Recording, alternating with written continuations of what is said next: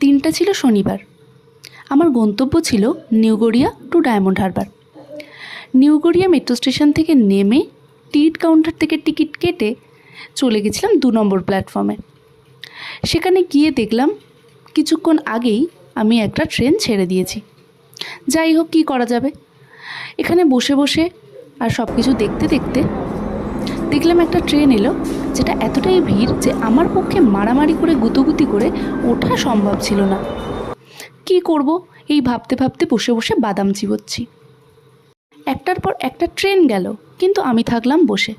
কি আর করা যাবে, নেক্সট ট্রেনে উঠতে পারলাম, তাও মারামারি করে। তারপরে পৌঁছালাম ডায়মন্ড হারবার। আমার এতটাই খিদে পেয়েছিল যে ট্রেন থেকে নেমেই আমি দৌড় লাগিয়েছিলাম একটা দোকানে। সেখানে দাঁড়িয়ে গরম গরম মোমো খেয়ে, আর সন্ধেবেলা বৃষ্টি হচ্ছিল,